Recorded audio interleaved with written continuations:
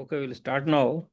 See, today we are going to take up the second chapter, basically second topic in philosophy of religion or UPSC, that is proofs for existence of God. In last class, what I have discussed is notions of God.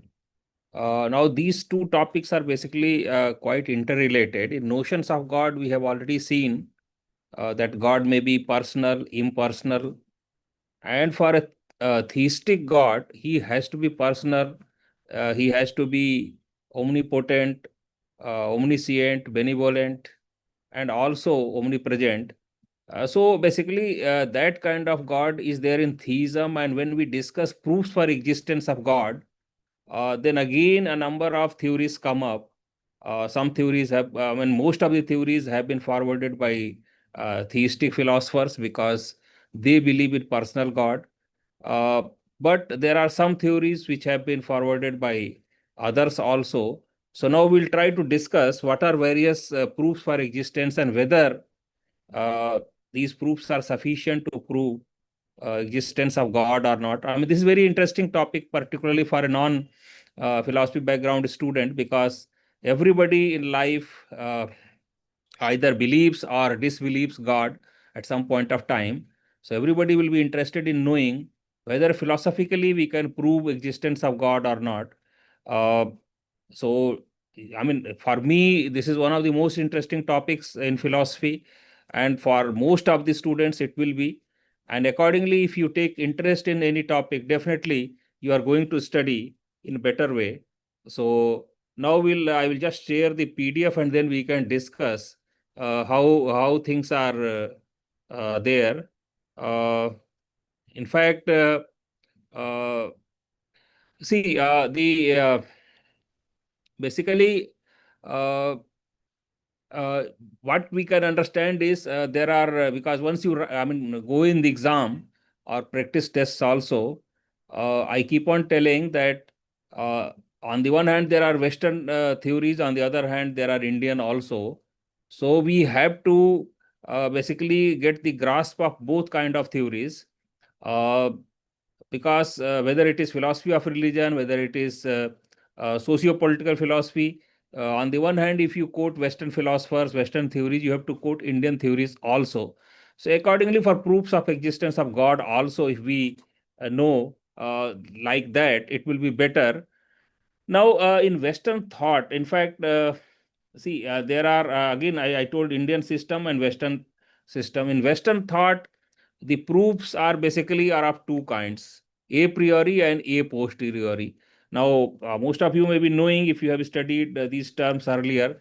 A priori basically means anything which is independent of empirical observation, by some mathematical equation or by some logic. If we can prove the existence of God, that will become a priori proof.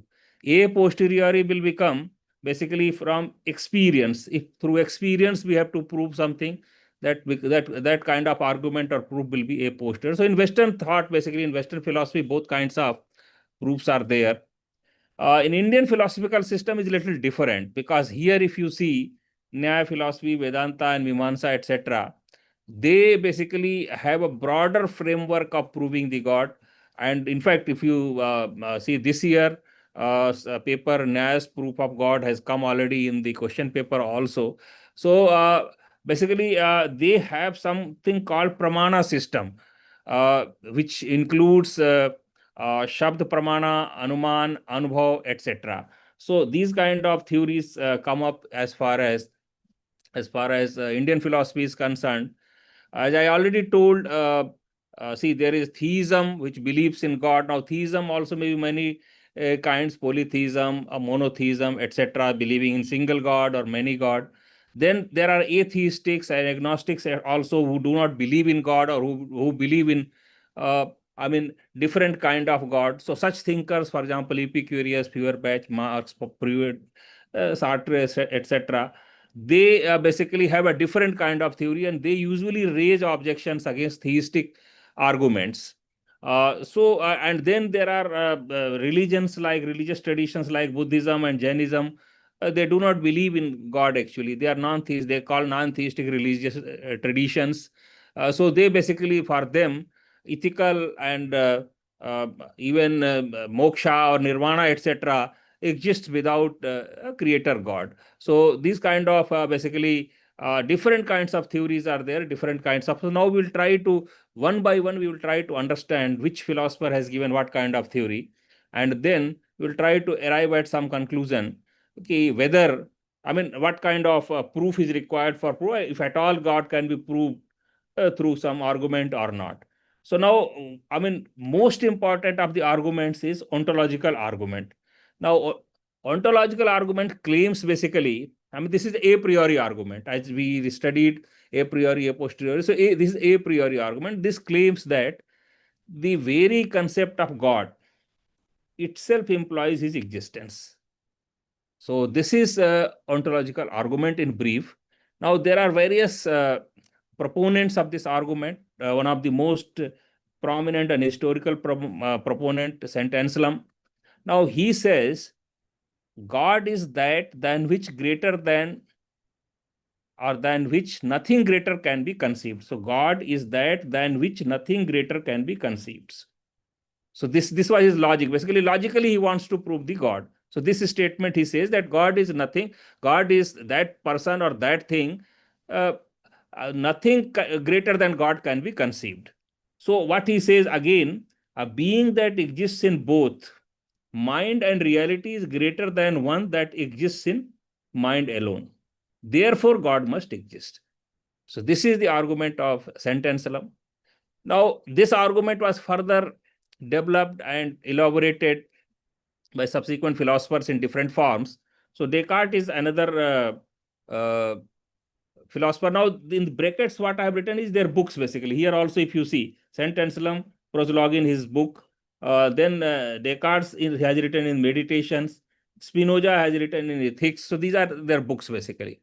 So what Descartes says, existence is a necessary attribute or predicate or uh, of a supremely perfect being. This is the Descartes argument. So existence is a necessary attribute of a supremely perfect being, just as the idea of a triangle necessarily entails three angles. So this is Descartes' argument.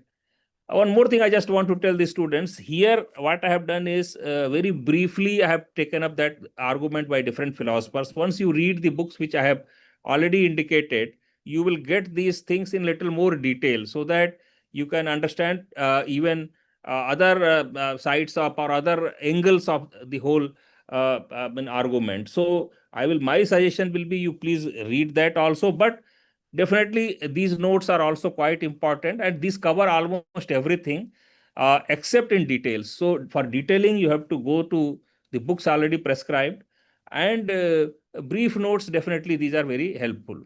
Now, Spinoza, another philosopher, he basically reconstructs God as a substance. If you know the Spinoza's philosophy, uh, he says that God is identical with nature. So God is there, but God is infinite and identical with nature. So even though not strictly theism, but then still he says that God is identical with nature. I think uh, okay. Then somebody has raised hand, but I think if somebody wants to say something, either you write in comments or in the end I will take up. So I think Amit has raised his hand. So maybe at the end of the lecture, I will take up.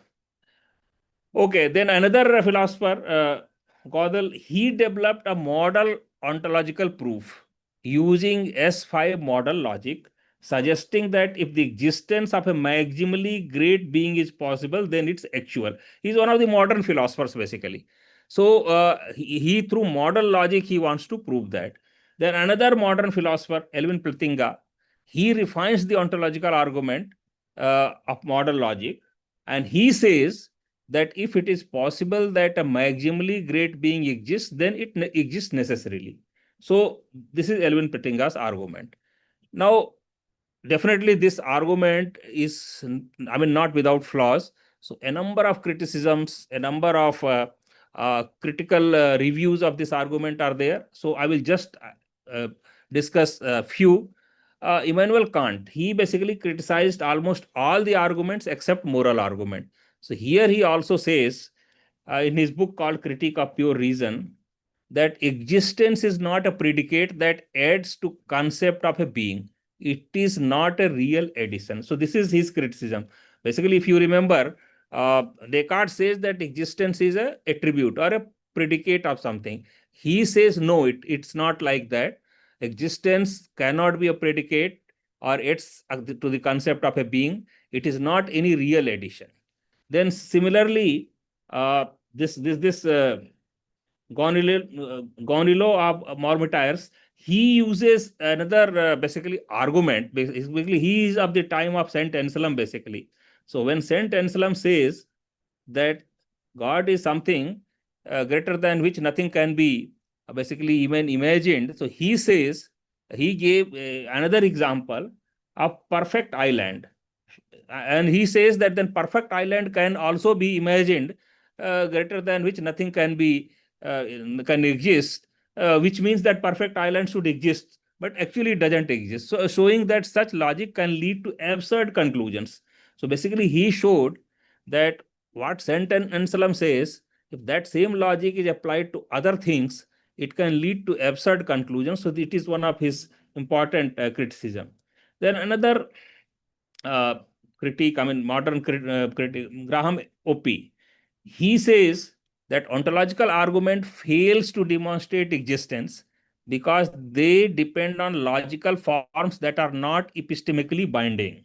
So this is another criticism. Now, what are Indian parallels? Now, let us see that also.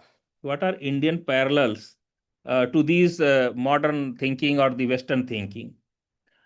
In Patanjali's Yoga Sutra, Ishvara is described as a special Purusha untouched by karma, affliction, or desire.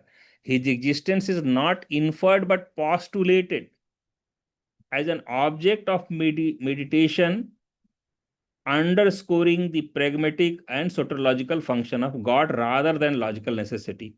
So basically, in yoga, I mean, in Sankhya, there is no God, but in yoga, I mean, if you remember Indian philosophy, Sankhya Yoga is jointly actually studied. Sankhya is because there Prakriti and Purusa are there, but in yoga, there is a concept of Ishvara or God, and but that God is also, I mean, its existence is not ontologically proved. It's required for meditation and for soteriological function. So this is Indian criticism of ontological argument. Now we'll go to another second important cosmological argument. Now here the main emphasis of cosmological argument or claim is that the contingent world requires a necessary cause or ground. So this is what cosmological argument says. Now, the proponents, again, if we start from Western philosophy, St. Thomas Aquinas in his Summa Theologica, he has his 5 ways. I mean, his 5 ways of proving are quite famous. So these 5 ways briefly have been listed here. First is motion. So God exists as an unmoved mover. Then efficient causality, that is, God exists as a first cause. Then contingency, God exists as necessary being. Then gradation, God exists as the most perfect being. And teleology, God exists as supreme intelligence. So these are 5 causes of Aquinas. Then another philosopher, Leibniz, employs the principle of sufficient reason. He says that nothing exists without a reason.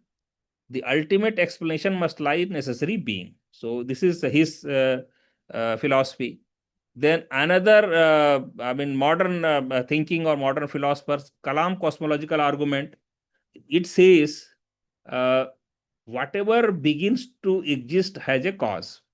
Universe began to exist by Big Bang theory or Big Bang cosmology. Therefore, the universe has a cause, and therefore that God should be the cause. Now, Nyaya Vaisesik, if you take Indian philosophical 8 proofs of Nyaya Vaisesik, he has given theistic proofs in Udayan. Udayan is one of the important Nyaya Vaisesik philosopher, and his book is Nyaya Kusumanjali. So he has given these 8 proofs. So out of which, if you see Karyat, I mean, these are the basically most of these proofs are cosmological, so which have been listed here. So Karyat, Ayojnat, Dratde, then Padarthanam, Swa Bhav Vivekatva. Uh, so mere pluralism fails to account for purposefulness or prayojan. Then Karyat, if you see the universe as an effect, atoms cannot combine randomly, requires a direct. So most of the thing, if you see, if you tally with Saint Aquinas, so because whatever he has says 5 ways, so some 3 4 will tally with that also. So basically Nyaya's proofs are also mostly cosmological proofs. Now, if you see the critical review or critical evaluation of this, or critical views pertaining to this cosmological argument, one important critique is from David Hume. He is one of the important empiricist philosophers of Western philosophy. Now, he has written in Dialogues Concerning Natural Religion, we never observe the universe origin. Hence, causality cannot be legitimately extended to it. So, this is what he says. Immanuel Kant, another critic, as I told, Immanuel Kant has criticized all the arguments except moral argument, which he himself also propagates. Immanuel Kant says causality applies to phenomena, not noumena, and we cannot postulate anything regarding noumena. So, because we don't experience that, so therefore, this causal argument is also not applicable for noumena. Bertrand Russell, another modern philosopher, he says, I should say that universe is just there and that's all. And there is no, basically, any cause cannot be attached to it. So this is what Bertrand Russell says. Now we'll go to teleological argument. Now its main focus or main emphasis is the order, purpose, and complexity in nature suggests a designer. So this is what the teleological argument says. This watch argument or watch analogy, if you know, is from teleological argument. William Paley, another, one important proponent of this argument, he compares the word to watch. Complex purposive systems imply a watchmaker. So he says that just like a watch has a watchmaker and everything in a watch runs perfectly, so therefore God exists just like a watchmaker, and he ensures that the world runs or with order, purpose, despite a lot of complexity. Then another argument is from John Leslie and Robin Collins. They have given fine-tuning argument. The universe physical constants are exclusively calibrated for life, improbable without an intelligent fine-tuner. So they also say that since life is there, or since it's quite design or complex design or purpose is there, so therefore there has to be an intelligent fine-tuner. Then Newton, one of the important scientists also, he says that mathematical regularity of nature is indicative of divine rationality. So he also says that there has to be some designer for this whole world to be, running despite being so complex. Then Nyaya Vedanta, they also, in a way, because Nyaya's 8 arguments, out of that, uh, 1 or 2, they indicate to this also. For example, Nyaya holds Niyati, that is cosmic order, and Earth Kriya Karitva, that is pragmatic efficacy, are unintelligible without an intelligent Ishvara. Similarly, Ramanuja, Vishishtadvait, if you remember, then he has written his book called Sri Bhasya. He says that word is like body, that is Sarira of God, implying purposeful divine embodiment. So these two philosophers, or these two basically streams in Indian philosophy, they also support teleological argument. Now, if you see the criticism, now most of the criticism has come from science. Because Charles Darwin has given theory of evolution and natural selection and his book on the origin of species, and he clearly explains that even without a designer, natural selection explains biological complexity. So this is Darwin's theory, and perhaps this has affected, or this has dethroned, if you can say, teleological argument a lot in modern days also. Now, David Hume, another, philosopher, empiricist philosopher, he says that analogy between human artifacts and nature is fallacious and anthropomorphic. So this he also says that analogy of watch and word or this whole universe is itself a very fallacious thing, and it cannot be accepted. Immanuel Kant, another philosopher, he again criticized this argument also. He says that such arguments can demonstrate at best an architect, not a creator ex nihilo. So this is again his criticism, that first thing he will not agree, and even if he says that yes, one designer is there, he cannot be God. I mean, he can be anybody, any architect or anybody, but he cannot be a creator ex nihilo. Then moral argument. Now, this moral argument is basically has been proposed by Kant himself, who has criticized all other arguments, as I told. Now, I mean, core claim is the objectivity of moral law implies a moral lawgiver. Now, Immanuel Kant says in his book called Critique of Practical Reason, God is a necessary postulate to guarantee the summum bonum, that is the union of virtue and happiness. So, for morality to exist, or for standard moral law, God has to be there. So, this is what Immanuel Kant's theory. Another philosopher, Sigwig or Hastings Restall, emphasize conscience as morally authoritative only under theism. So, he also supports this. Then Lewis, he says that universal moral law presupposes a divine lawgiver. And one of the Christian thinkers or philosophers, he says that. Then, if we see the Indian philosophy, Shankara's theory, Vedanta, ethics is instrumental for mental purification, but ultimate moksha requires self-knowledge, that is Atmagyan.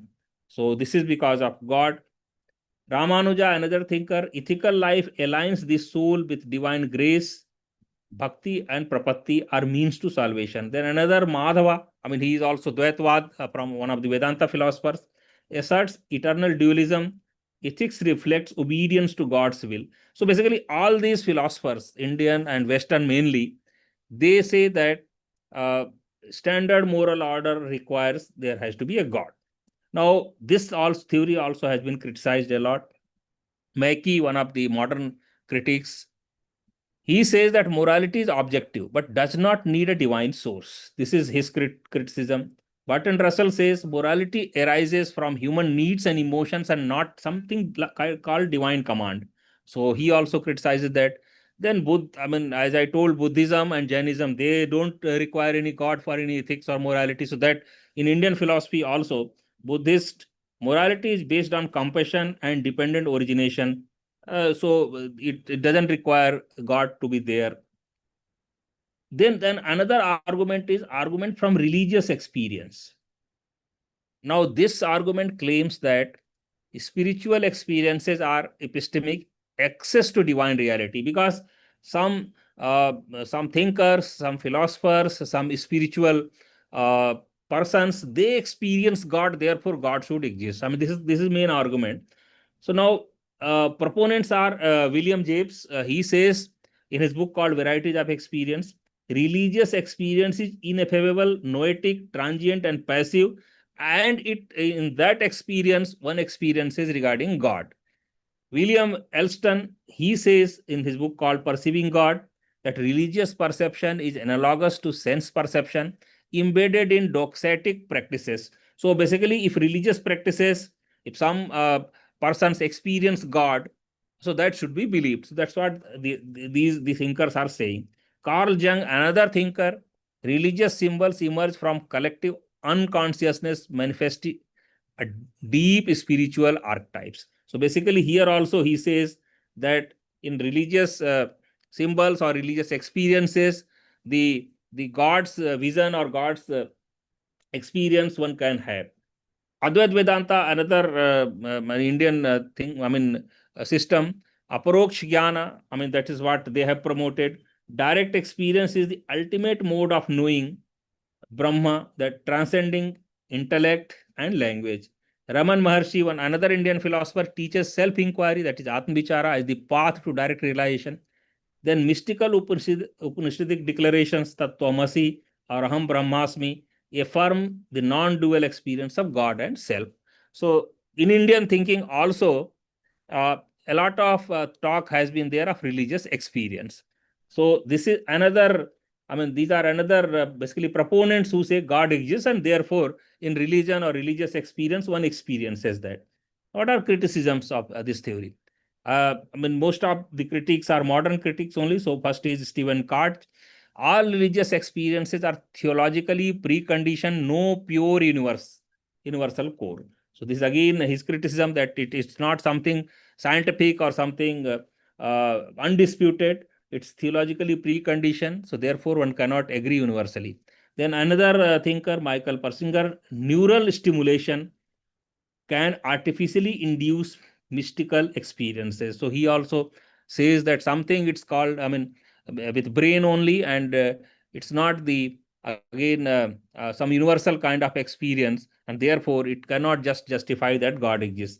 Sigmund Freud, religious experience is wish fulfillment rooted in infantile projection. So he has already given theory of psychoanalysis, and uh, so that also opposes that religious experience cannot prove existence of God. Now, there are some contemporary Western and Indian developments that also we should know basically, because these are main theories which I have discussed, but contemporary views, unless you know, you will not be able to basically relate or write the answers in a very, uh, I can say, upgraded manner, because once you write one or two lines pertaining to these views, also it will be quite impressive answer. So, first is uh, Pascal, and one of the important thinkers, Pascal. He says I mean, basically argues for rational faith through a wager on God's existence. Now, this I will be discussing little more detail, maybe just after 2-3 minutes, because this is quite interesting. Basically, this is not. I mean, it's not in a very you can say directly questions are not asked, but once you know, perhaps the God's existence or God's notion can be understood in a better way, perhaps in personal life also, and otherwise also for writing an exam also. So this I will be discussing, but he says basically that if somebody is rational, he should be believing in God. So that we will understand why he says like that. Now, another thinker, Elvin Pretinga, he defends basically reformed epistemology, and he says that belief in God is properly basic. He has, I mean, basically he has given the argument, Ian, it says, evolutionary argument against naturalism.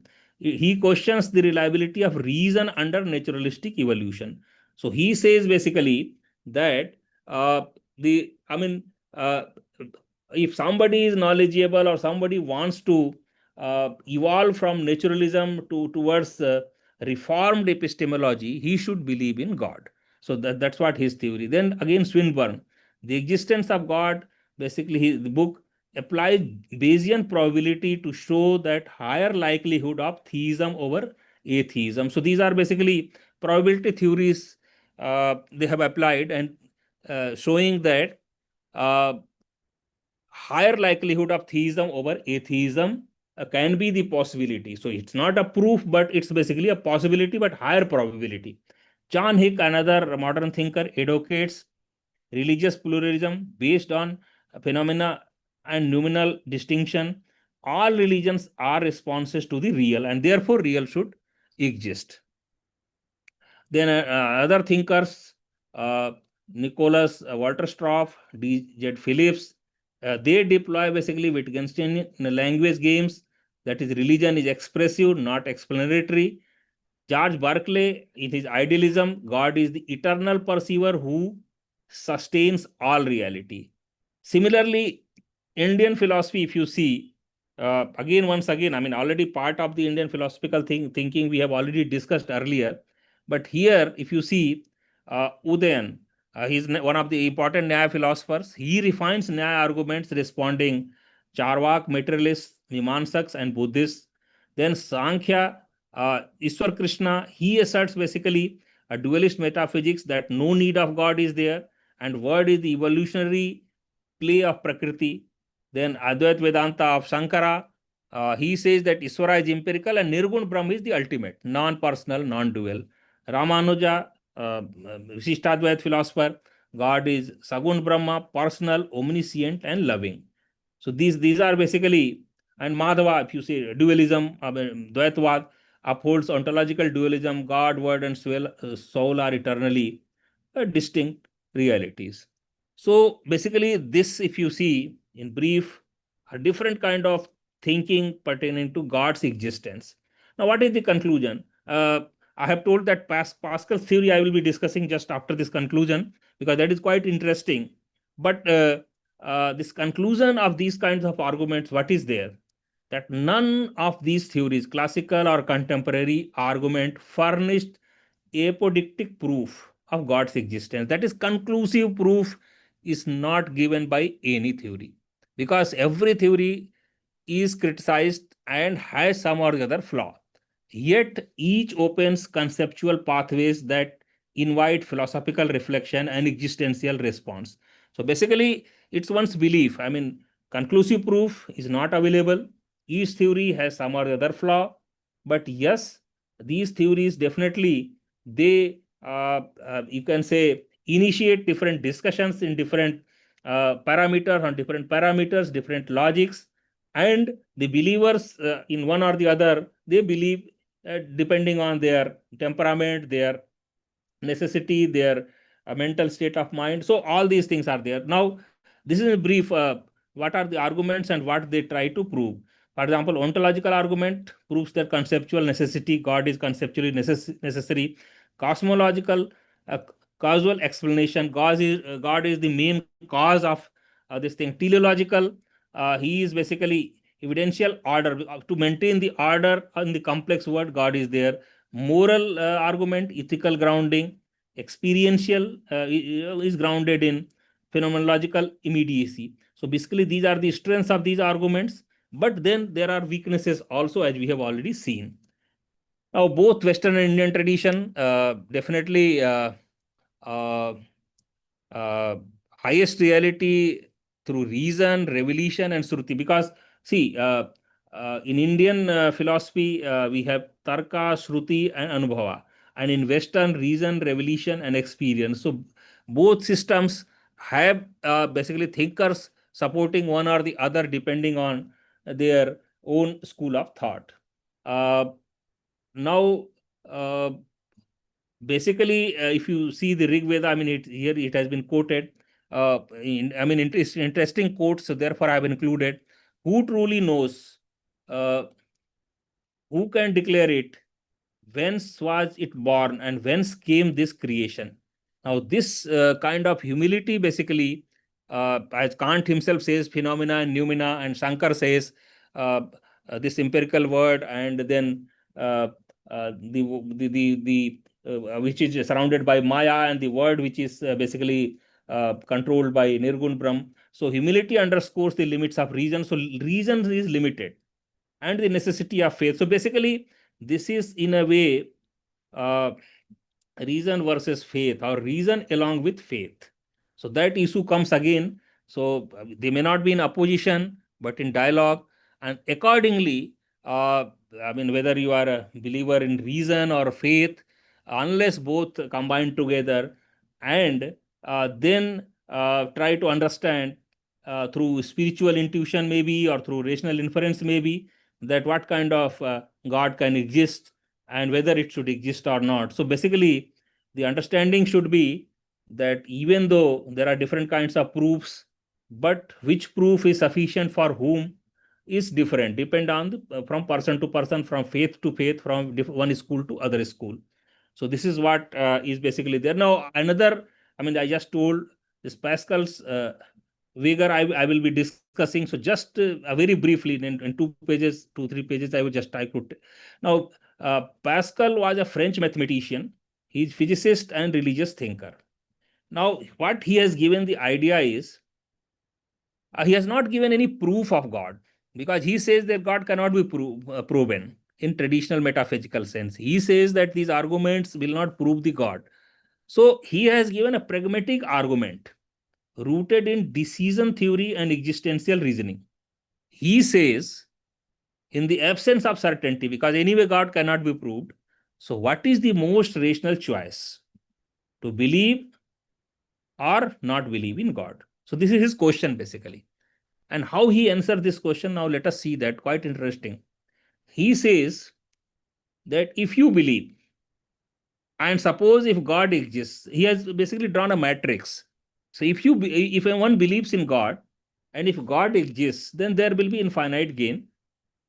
And if he does not exist, let us say in reality, it will be finite loss. Time and effort will be lost. If you don't believe, let us say, and if God exists, then there will be infinite loss, but there will be definitely finite gain, that is worldly pleasures and time and effort you can gain. So, thus, what he says, even if the probability of God's existence is uncertain, as no proof is complete, the payoff of belief is infinitely greater, making belief the rational bet. So this is what is a very interesting argument, a pragmatic view or pragmatic argument, you can say. Now, what is this philosophical character of this argument? Let us try to understand that. This is not a proof of existence, as I told earlier, but a rational justification for the belief in God. It operates within a pragmatic framework rather than metaphysical certainty. It foreshadows modern expected utility theory in economics and gaming theory. So this is again modern kind of thinking, pragmatic thinking. Now, what are these strengths? It has pragmatic appeal. It is accessible to logic. It is psychological honesty also. Yes, we recognize that proving God is uncertain, but because of uh, pragmatic views, or because of benefit, or because of this thing, we believe in God, or we don't believe in. But still, this view also has a lot of criticism. What are those criticism, Lord? Let us try to understand that also. First is many gods objection. There are thinkers like Voltaire and Mackey. They say that what if other deities, for example, Jesus, Allah, Brahm, reward different beliefs? So this solution is not going to solve that. Then moral authenticity, is belief based on self-interest?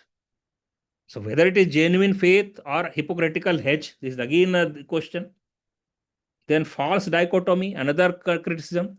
It assumes a binary choice that God exists or not, excluding there are other basically views regarding God, agnosticism, non-theism, religion, different pluralistic theism. So all these things this avoids. Then William James says uh, that such a wager ignores the passional nature of belief, that genuine faith must involve risk and personal commitment, and not just cost benefit analysis. So this is one of important criticism from William James. Now there are some contemporary developments. Modern philosophers like Richard Swinburne, Nicholas Richter have revisited Pascal's logic through probabilistic reasoning and Bayesian decision theory. Earlier also we have discussed that probability, exploring how low probability, high impact events justify belief or action. For example, precautionary principle in climate science. This is the coming from probability theory, probabilistic reasoning from modern this thing theories. So, in conclusion, what we can say, Pascal's wager remains a powerful existential appeal rather than a logical proof. Yet, it's not a proof. It shifts the burden of proof from God's existence to prudence of belief. But then it has, again, a number of negative points which has already been pointed. So, now basically, this completes the today's this thing. Now, I think uh, somebody has raised hand. If he wants to say something, he can say, or he can message me later on also. So if he, who was that? Aman Amit. Uh, can we uh, allow him to speak, Aman Amit? Because he has raised hand earlier.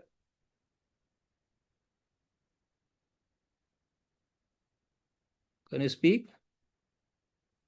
I think.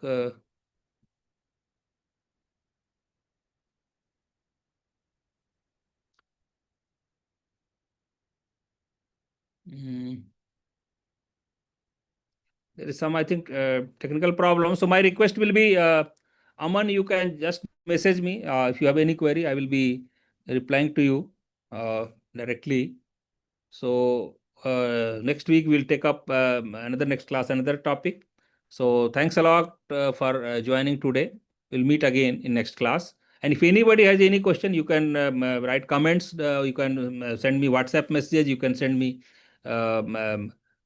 Telegram messages, or you can directly message me, because in WhatsApp my number will be already there, so you can directly there. And you can also see the YouTube videos there. You can comment there also. I will be replying that. So thanks a lot. Thank you.